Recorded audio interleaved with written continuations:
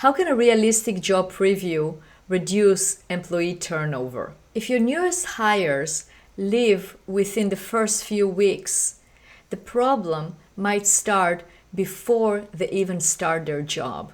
Companies can create unrealistic job expectations during the hiring process. And here is how much it actually costs them.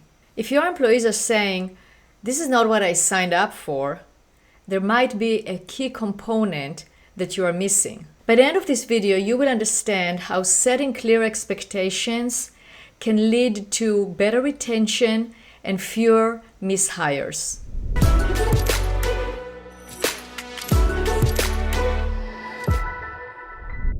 When a potential new employee applies for the job, goes through the interview process, and then they evaluate and make a decision whether they want to join your company or not, they need a realistic job preview.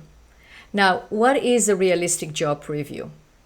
A realistic job preview is one that contains the responsibilities, the functions that they will need to be doing, and also the explanation step by step of what they will need to execute. Now, when you are interviewing someone, you don't necessarily have to show them the step by step and the instructions, but you have to have it ready.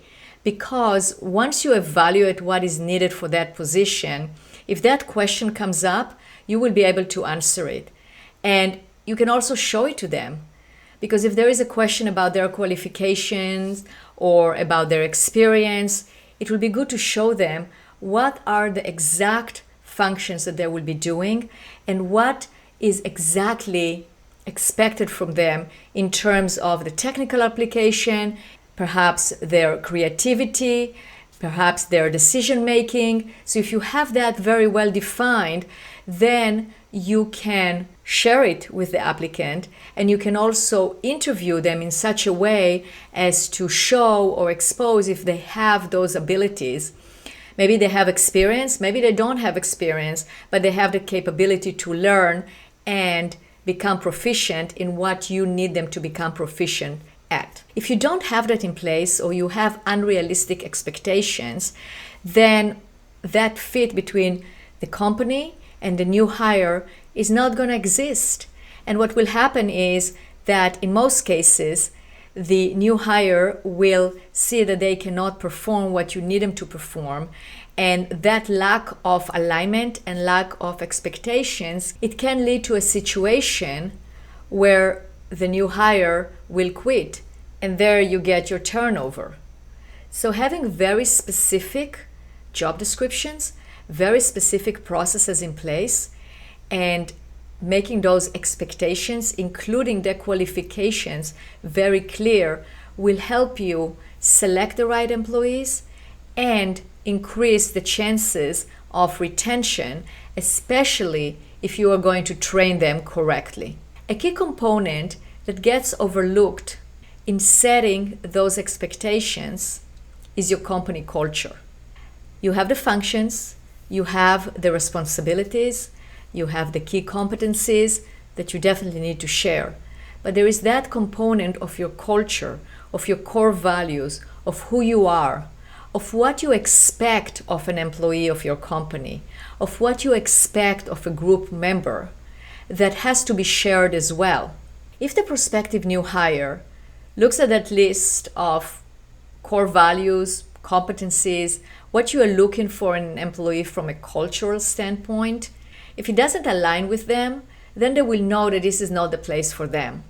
And also, when you have those well defined, when you're doing your interview, you want to touch upon those.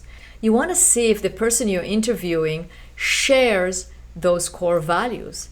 Have them tell you when they demonstrated it, when they made it their own, when they applied it. And you will be able to see if it aligns with what you are looking for. So that is a key component that cannot be overlooked. You have your actual competencies of the job, your processes, the qualifications, the responsibilities, but also that alignment of personality, of values, of a person that you want to be part of your group. One of the things that I've seen many times is that when you don't have your processes documented, that gap between the reality and the expectations of the position and what is actually happening becomes wider and wider. If you have those documented, that means that you went through the process or the exercise yourself of defining very well what is it that you're expecting from each position, what each position is supposed to produce, what each position is supposed to do, and how you expect them to do it. When you have that, then you can evaluate the person in front of you and see if they will match it or not. And you can also share it with them and see what they say about that. So that can create that win-win situation of bringing someone on board that they know exactly what is expected from them, and they enter that position saying, yes, I can do it, I know what is expected of me, and this is something that I can do. Or let's say they have the right personality, they align with your core values, they agree that they want to take that position and that they are going to be able to execute what is needed from them, but maybe they don't know how. At that point, you will be able to train them. So that is another expectation that has to be set. Here is what will need to happen for you to be a productive member of our group. This is the training that you are going to be given. Are you in agreement with that? Are you willing to go through this?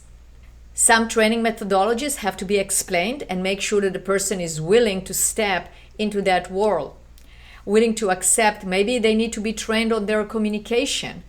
So you have to be very upfront and open, saying, we are going to train you on how we communicate to our clients in this company. There are certain ways that we do it, certain communication that we send, certain communication that we don't. We're going to train you through that, but you have to have the ability and the willingness to be trained on it. So the more expectations and the more knowledge that you give to the person who is going to join your company, the better.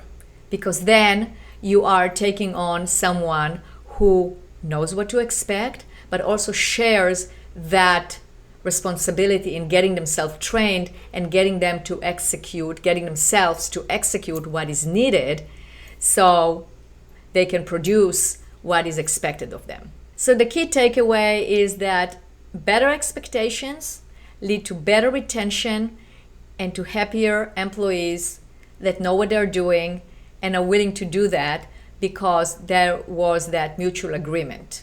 And when you hire an employee and you need to train them, you have to have well-documented processes and procedures.